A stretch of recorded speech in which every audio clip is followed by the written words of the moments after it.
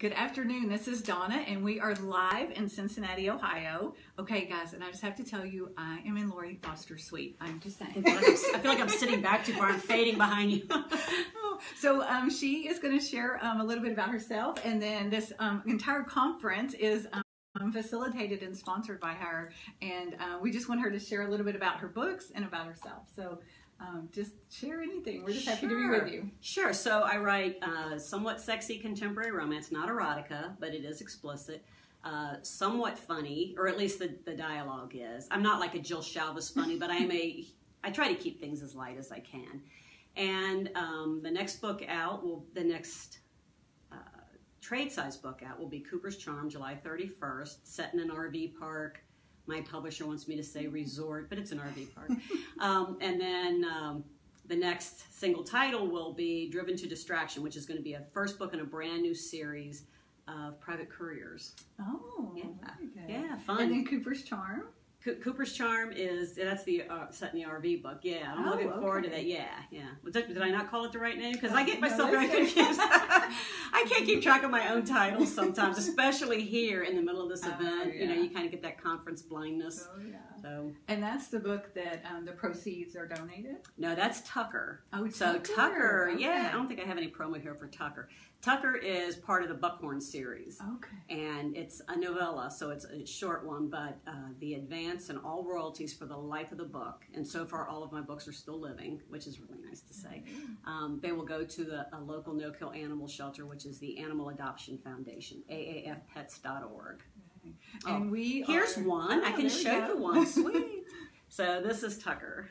Oh, that's the one. Okay. Yeah, super sexy cover on there, which is surprising because I know that people at the animal shelter, but that's what the publisher did. So, and then we'll show Cooper's Charm because yeah. Our readers and my husband and I have 3 rescue dogs, and so we are all big dog lovers. So yeah, we as well. But now currently, what we have is 5 cats, and we have 5 cats because we lived in a very big feral cat population, so we would always catch the cats, get them spayed or neutered, get an ear notched, and turn them loose. Most of them were happy with that. We would just feed them. But a few of them were like, nah, I'm moving in. I'm not leaving anymore. I'm going to get closer and closer to the front door until I'm in the house, and then I'm just going to stay there. So we have 5, and that's fine. It works out. That is. So, Lori, I couldn't believe it, but you have already received a Career Achievement Award, and that was in 2001. Well, that one was so I just recently got another one, which cracks my husband up. He's like, how do you get 2 Career Achievement Awards? But, so I got one for, I guess it was like category romance when I was writing categories. So the last one I got was for single title contemporary. So, I don't know how to top that, but that was super fun. I don't generally, this is how shameful I am, but I don't generally go to big conferences because I'm busy with this and I am always writing. I'm fairly prolific, but they said, we have an award for you. I'm like, all right, I'll go. So that was super fun. That is amazing. And like, you're still motivated to keep writing. I am crazy motivated. The last book that I had just finished, which was Driven to Distraction, that'll be out in November. The character's name was Brody, and Brody practically wrote that book. So Brody would wake me up in the morning and say, this is what I want to happen, get it on a keyboard. And, I'd be getting ready to go to the movies with my husband, and Brody would say, wait, take notes, write this down. So yeah, that's kind of how it works for me. The characters sort of just guide me, and I'm just typing it up as they tell me what's happening. That's amazing. I'm very motivated. I'm lucky. I don't really believe in, when they talk about writer's block. What I think happens is that you're trying to tell the characters what to do instead of letting the characters tell you what to do. So if I ever stop listening to them and start trying to manipulate things, then it slows down, and then I just have to get out and put some laundry in or something, let your brain change courses, and then go back and let the characters tell me. Wow, very good. So if you didn't write, what would you do? Well, I have a high school education is also probably not a whole lot. My husband and I married right out of high school, and the end of this month will be 40 years for us. My goodness. But if I wasn't a writer, I love children, so I imagine I could have done something in teaching. I had gone back, got myself certified somehow, but I do love children. I have 4 grandkids and an extra one that I sort of claim as mine who isn't, but I adore to death. And so I just love spending time with kids and being around them, and I think teachers are underrated for all that they do, especially today when so many more demands are being put on them other than just teaching. Yeah. So I think that would be that would make me feel as noble as being a writer. There you go. There you go. What's something readers would be surprised to know about you? Gosh, I like to water ski. I don't do it very often anymore. And last time I did it, I was thinking, when I get up on the water, will I be able to go around the lake just once? I made it halfway around. I'm like, oh yeah, I'm toast. Let's stop. I'm scared to death of the water, but I like to water ski. Oh, wow. I love to be out on the water, but I don't really think that's a secret. I think everyone knows that because I'm always posting pictures of the boat and being on the water. I like really hard rock music. Oh. That's what I write to, so I have a special playlist, and when I crank that up, it's sort of like a Pavlov's dog sort of thing. I light the candle, I turn on the music, and it's time to write. So, oh, wow. That's cool. What would be one of your favorite bands?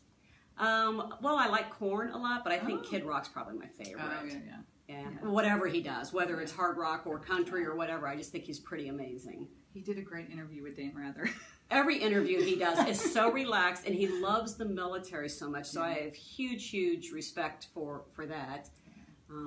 You know, another thing that people might not know is my husband likes the chick flick movies, Fried Green Tomatoes, or I don't even know how you'd categorize this. It's just, no, I don't really watch it. Where I like the action and the horror and you know, the scarier, the more gruesome, the more I enjoy it. I know. And sometimes he'll go, but he tends to nap, you know, while we're there. And he likes the more touching stuff that I have no interest in. Aww, which is funny since I write romance. Exactly. But, yeah. So what other authors are you friends with that have helped you like make your writing better? Well, to help me I'm friends with tons of authors, but way back in the beginning of my career, Stella Cameron, who is one of the most amazing people ever, I hadn't sold yet, and we were at a local conference together, and I had submitted a story, and the editor said, there's too much male point of view. Now, this was ages ago, so I was still writing on a typewriter. She said, take out 40% of the male point of view. I can't do math. So I had to literally retype the whole thing because we didn't have computers. You couldn't cut and paste that. I sent it back in, and that editor left. And so it lingered like, oh gosh, I don't know, say maybe a year. They finally hired another editor who said it needs more male point of view. So I sat down and had to retype that whole son of a gun again. But I've always been just so determined that this was going to happen. And then I was at this conference. This editor had it for another 6 months maybe. And Stella Cameron was there, and we got to talking and just sort of hit it off. And she said, run home and get it and let me see it, which was an amazing thing because as much as I love people, I would not ask someone to go get their manuscript for me to read because I don't want to. So I did that. She sat on a bed with me sitting there, you know, like anxiously waiting to hear. And she said, you've really got something here. They're going to buy you. I know they are. And then we saw the editor who was visiting the same conference. And Stella said, are you going to buy Lori's book? And she said, we haven't quite decided yet. And Stella said, then I'm going to send it to my editor. And she said, no, we're buying it. Oh, so that I kind of found out because of Stella prodding someone in an elevator at a local conference that they were going to buy it. Wow. So to me, that was a huge, it sort of set the tone for me that you always want to be helping other authors. Yeah. And then along the way, when I had questions about how much I was worth and new contract negotiations and stuff, I was on a blog with some other amazing authors who would give me really good advice. You know, how much are you making now? Let me see your print run. This is what you should be making, which it's tough for a new author to know. Yeah. And each new contract, I had an agent, but you also want to know what, I want to be able to tell my agent, this is what I want you to ask for. Yeah. And so they really gave me awesome guidance in that. So that really helped a lot. But here's the thing, I'm not, you were saying before about these authors that have these little groups. I love authors as friends. I am a single, alone writer. I don't want any input.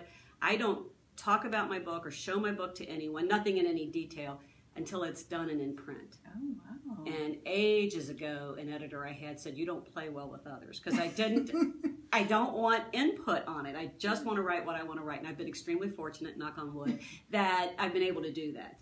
But yeah, I would never, ever, total respect for authors that can, but I could never collaborate. Oh, yeah. Not at all. It would be terrible.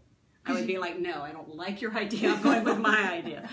Yeah, because you do see a lot now, like writing together, even. And they enjoy that. You see, every author does things in an entirely different way. You see authors who will map everything out and draw the arc and everything. Like I told you, I sit down and I let the characters tell me. I start with nothing and I let the characters tell me where I'm going to go. That's how I write. If I mapped it out, I would feel like it was already done. It would just I would have no motivation to write it. I was talking to an author the other day in the RV interviews who said sometimes she'll jump ahead and write the ending, and I'm like, oh, I start at the beginning and I go to the end. It works for her, but we all have to find. My son's an author now; he's here, Jay-Z Foster, and he'll talk to me about stuff, and I say, I am a firm believer you have to find your path, and I'll tell you how I do it, but it has to be the way that works for you, because my way would not work for a lot of people. So did you know growing up that he would probably be an author? I did. I never knew that I would be, but he was always a good writer. Always. I would read his stories, and actually now my oldest grandson is an amazing writer. Oh. He's only 12, but he's an amazing writer. So I anticipate he might be someday too. Some people just seem to have a knack. And so Jay-Z always had these amazing concepts. He would write these little stories for school, and I'd be like, where did you come up with this? When they talk about a high concept idea, he had them in middle school. He had these amazing high concept ideas. So yeah, I sort of always figured he would be an author. Wow. I'm super, super proud, as you can tell, but yeah. Well, and it's good, so that is something you supported him in and didn't say, oh, no, you don't want to do that. Oh, heavens no. Yeah. And it's helpful because a lot of authors, when you start, you're going to get a lousy review. There could be 100 people that love your book, and the one that doesn't is the one that hits your heart, right? And so he's grown up basically knowing that it's never really overly bothered me, because I always just figure, it's one person that didn't like it. So he has that same attitude now too. He knows that that's just part of the business. Because I have author friends who cry when they get bad reviews, and I'm like, everyone's not going to love it. It's just a reality. So in that aspect, he's familiar with the writing industry and how things go, which is good. Yeah. I can imagine though, because the book is so personal. Like it's, that like a bad review would be. Like, well, yeah, so some authors will say it's like a baby. I have 3 babies, so it's nothing like a baby. I can tell you that.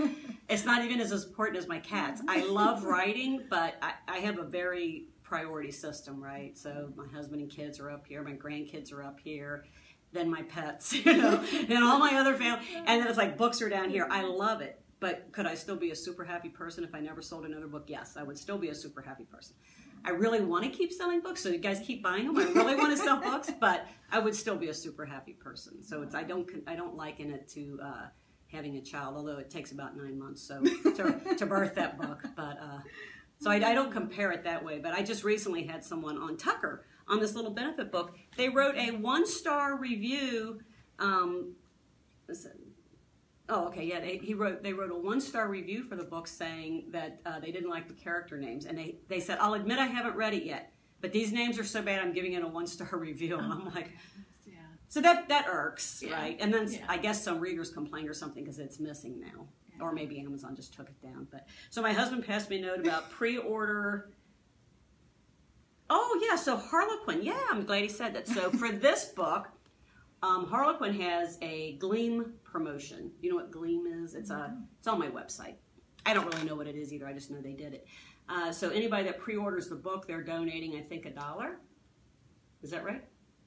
I don't know. My husband's not sure either. I think they're donating $1, something to the Animal Adoption Foundation, the same place that the proceeds from Tucker go to. So so they're helping me support animals, which is really cool. That is. So if someone's going to read it anyway, pre-order it. Do it through that promotion on my website, so that they'll donate that $1. Oh, okay. And it'll add up. That'll be awesome. It's up to $5,000. We will also. Oh, it's up to $5,000. That's great. And we will put the link in the blog post. So that'd be great. Thank you. Yeah. Okay, so I will finish up with what is anything else you would want the readers to know? Anything I'd want them to know? Anything you'd want them to know? How much I adore them, maybe? Because I do, even when you might write me a crabby letter every so often. Usually it's really awesome stuff anyway. Like it's, why didn't you write this character's book? That character didn't talk to me. Yeah. But I still love hearing from readers. I still appreciate that they're there, and that, I love being an author, but how fun would it be if we didn't have readers? Yeah. So I can't even stress enough how much I appreciate them. I try to do tons of giveaways on my Facebook page, always, just to say thank you. Yeah. We do a Thankful Thursday, which usually is a bigger giveaway, although I didn't because I was here yesterday. But usually every Thursday, and just trying to show my appreciation to them. Yeah. You know? And you're a keynote at other events also, I believe. Boy, I've got a crazy schedule this year, so usually I don't do anything, and this year I said I'm going to say yes, and then it just got, I don't even know what I'm doing now. But I think it's, it's usually in Denver. What is that called? Oh yeah, I don't remember. I remember seeing it on your website. Rom-com. Oh yeah, yeah. I'm glad that came out. Rom-com. Yeah. So yeah, it's because they're not in Denver this time; they're closer. So okay. I'll do that. Yeah. So, and you live in this area? Yeah. So I live. Well, that's one reason why I have the RAGT here. Is because it's only a 30-minute drive for me to come over. So even though we have an RV that's parked out there for my RV interviews, and even though we have a suite that we're sitting in, we drive home every night to check on the cats and everything. So. Yeah. Well, thank you so much, Lori. Thank you. I really appreciate it. Sorry if I rambled on too much. No. And I'll let all the readers out there know. I mean, Lori has been just so gracious because, I mean, she is facilitating this event. I could not believe she had time to meet with us. And, one last question. Sure. So how you manage your time and your email? Like, what would you recommend for people? Because a lot of the writers, they'll have a family. They're also if they're trying to publish their own book. What advice would you give them on how to manage their time? For me, everything always comes down to being motivated. I think people can really get sucked into negativity. So if you're sitting there thinking, oh, I got all these emails to read, negativity just blasts everything. It makes everything harder. And so I think if you stay positive, I'm literally happy to be alive every day. I'm happy to get up every day. I have a nice office to go into. I'm happy that readers are writing me. I'm happy that I can do this event and be able to help so many people with it. And, a couple of the authors were just thanking me out there on a microphone, and I just like, this is so fun. It's awesome. So I think if you stay positive and you stay in the positive zone, everything gets done quicker and it's easier because your mindset makes it easier. My husband, back when he used to work at Kroger's, people would complain about how hard the job was, and they'd say, why do you always come in here so happy? And he said, love it or hate it, you're here for 8 hours, you might as well love it. So that's sort of always been our attitudes about stuff. You might as well love it. Yeah, well, and I do have a negative attitude about my email, so that may be the first thing I need to change. Change that attitude. That'll be the first thing. All right, thank you so much. Thank you. I very much appreciate it. Thank you, guys.